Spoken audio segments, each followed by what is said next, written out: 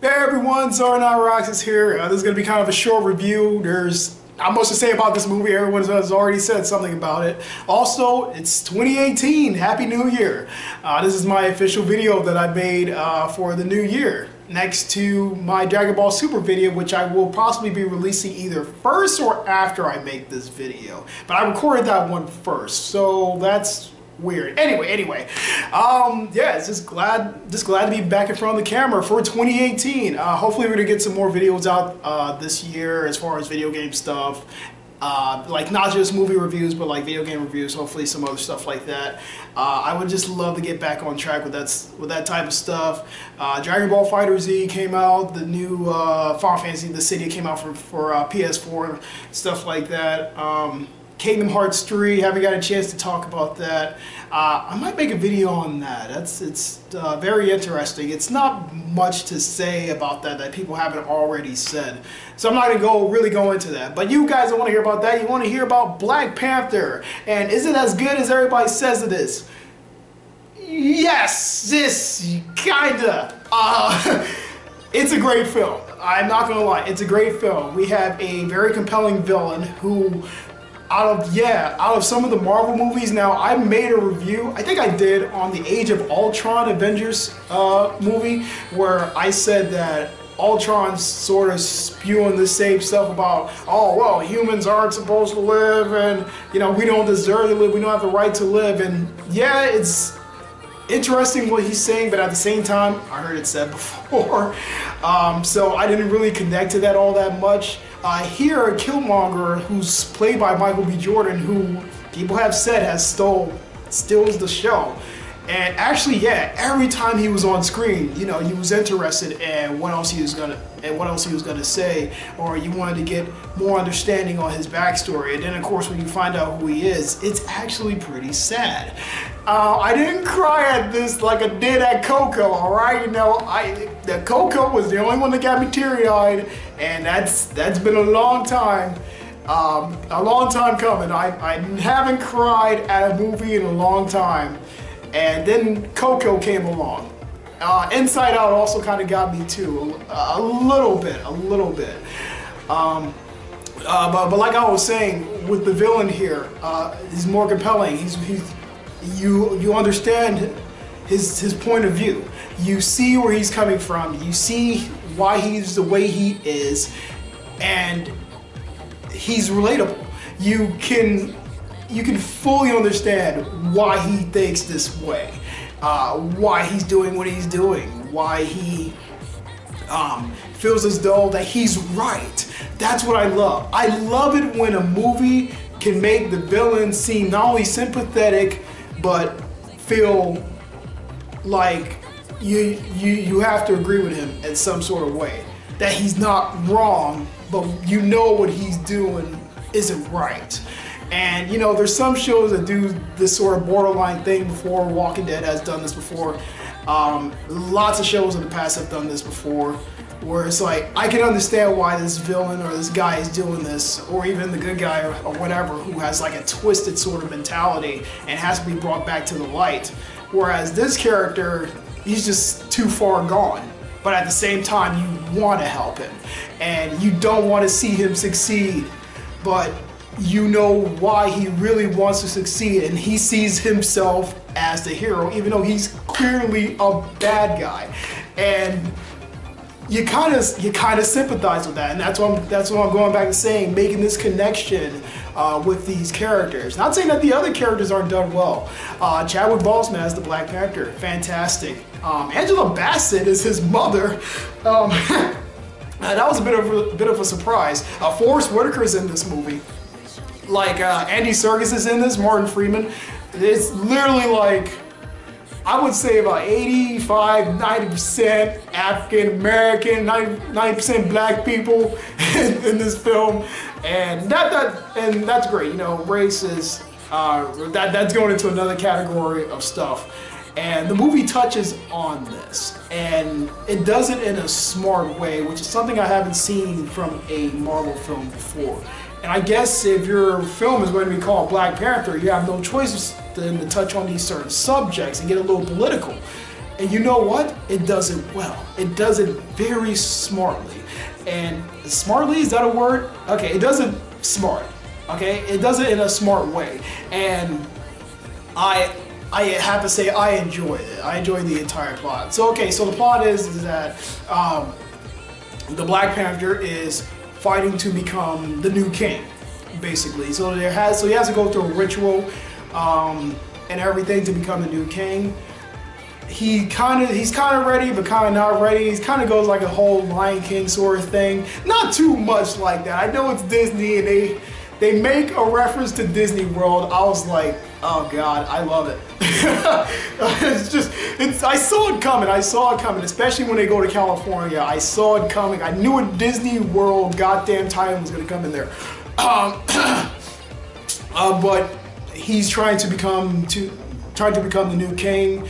And then one villain pops up, he has to go handle this person, and then it turns out that the real villain behind everything is this guy, Killmonger, and I don't want to spoil anything, which is why I'm not really saying the plot all that much. But basically, he's fighting to become king, and then when he actually does become king, he temporarily loses that status, and then he has to regain that status back.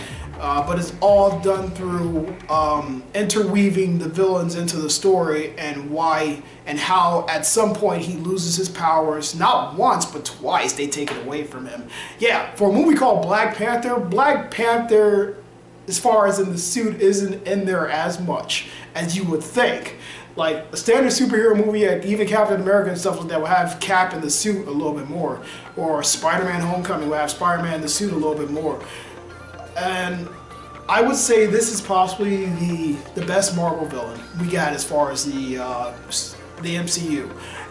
And it's so good to see that, how they're actually stepping their game up with these villains. It's like Marvel is taking up the criticism at that. Civil War didn't really have much of a villain. It kind of sort of blurred the lines a little bit. Spider-Man Homecoming, Michael Keaton, I spoke about him in my Spider-Man Homecoming review. Very good villain. Now we got Black Panther, very good villain. I actually look forward to see what they do more with it. I think Thanos is probably going to be a little bit standard, but what they're doing with him so far is brilliant. Yeah, we can talk about how he looks, but I really don't give a shit about that. I don't know why people on the internet cares about that, but yeah, as far as the Black Panther film goes, I say in its own right as a superhero movie, next to The Dark Knight, but which is more of a realistic take on the superhero type tropes, is one of the best.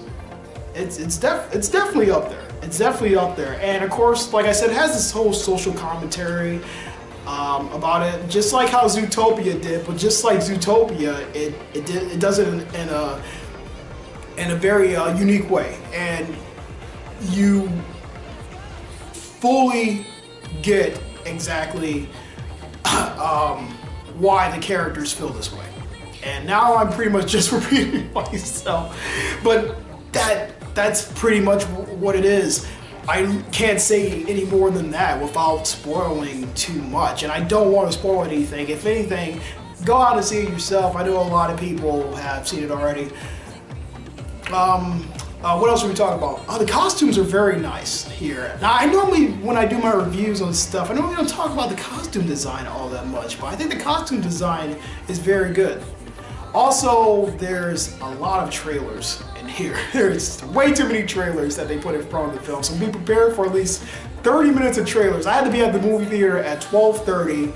The freaking movie didn't start till like 1:15. I kid you not. That's how many trailers are in front of this. And yes, there's a lot of movies that I'm gonna go and see, and I'm gonna hopefully get a chance to review. Yeah, it's very well done. Very well shot. A lot of these shots of Wakanda, like the landscape looks beautiful. Now people have said like, oh, they didn't film any of it in Africa. I don't know where they filmed this at, honestly. Maybe Australia, Ireland, somewhere in Europe. I'm pretty sure Europe. And regardless, it looks fantastic. How they make Wakanda look, sort of like this mixture of Thor's world and then sort of Earth's world, but yet their technology is so advanced. It's so creative what they do with this stuff. So Wakanda looks absolutely beautiful. The cinematography is amazing. Some of the shots that they get, there's actually one shot in particular towards the end of the film where the sun is setting and the two characters are standing right there. And it's just beautifully shot, and it's like, wow, I wish the climax where the two characters fight, obviously the hero and the villain are going to fight. I wish that the climax took place right there, because that's how beautiful that shot looks. They just got such a great shot off of that. Everyone does well. Supporting cast, even the extras do very good. The people that Black Panther is flipping around, you actually feel like this guy has all this strength, and when he's knocking these people around, and you know they're obviously on strings, and you feel that power, and you feel these punches when they let off, or when these characters are coming at each other with daggers and spears. You're really into it. You really like it. It's really interesting. What else? Costumes, sound design. There's something else I was going to mention besides the landscape. Okay, so the CGI. A lot of people have said yeah, sometimes it looks fake and stuff. Not gonna lie, they're kind of right. Sometimes when Black Panther is jumping around, or when the villain's jumping around, they're moving at like these high speeds and stuff like that. It does look like something out of a video game. Honestly, it looks worse than what they did with Thor Ragnarok. God, I don't even think I got a chance to review that movie. I thought it was good, by the way. I think it should have made my top 10 best and worst movies list, which I have to get out. I promise I'm gonna get that out eventually. It just takes a lot of editing to do that stuff, and I'm most likely gonna shorten it. If I say any reason for why I shorten the video, I'll state it in the video. But yeah, Thor Ragnarok, Guardians of the Galaxy, much better CGI done in those films. I don't know why this one felt a little weird at some points, not all the time. There's a very good car chase scene that's done in South Korea, which is amazing, possibly the best I've seen. And yeah, not really much else to talk about. What they did with the Black Panther suit is fine. He gets a new suit in this one. There's actually 3 suits now. There's 2 extra ones that are introduced, and both of them have similar designs, but very cool features that accompany them. They do something with this sort of kinetic, can't even speak, the sort of kinetic energy thing. It's really cool what they do with that. The Black Panther and his sister, they really do act like siblings. They get along so well. His sister is so funny. She's such a great character added on. I love these characters, and I would love to see them return in future films. What else? Oh! Staying to after the credits, just like any Marvel movie, staying after the credits, there's a nice little speech by Black Panther towards the post-credits, and then we have the after-credits scene, which has only 1 cameo in it. There's only about 1 cameo, next to the Stan Lee cameo, which is great, by the way. Stan Lee is amazing. So next to the Stan Lee cameo, that's pretty much it. There's only 1 other cameo, but he comes after the credits, and it's already been leaked online, so I guess you can go and see it if you get a chance to do that. Otherwise, I'm not going to say who it is, what it means for the future movies. Just going to leave it at that. Alright, so let's see how much time we got. Ooh, 13 minutes. I talked a little bit longer for Black Panther than what I thought. Okay, guys, I'm just going to go ahead and end it here. I was going to try to keep this under 15 minutes. That way I can just throw it up on my channel's main page. So, yeah, Black Panther, if you haven't seen it yet, go out and see it. As far as the rating, I'll put the rating down in the subscription like I always do and say my little piece on it.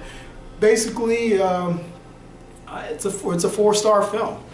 I wouldn't even give Thor Ragnarok that high. I would probably give Thor Ragnarok about 3 stars or 3.5 if I had to do it out of stars. If we're going Rotten Tomatoes scoring of things, Rotten Tomatoes has it very high at a 97%, at least from the last time I seen it. It went from 100 to 97.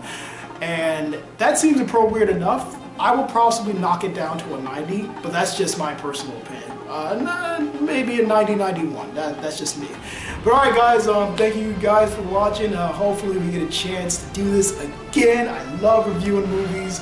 I would love to review some other stuff. If there's some movies that I miss and you want me to check those out, please, by all means, let me know. I had people send me some messages to do a reaction to trailers such as Kingdom Hearts and stuff like that. Sorry I didn't get to that stuff.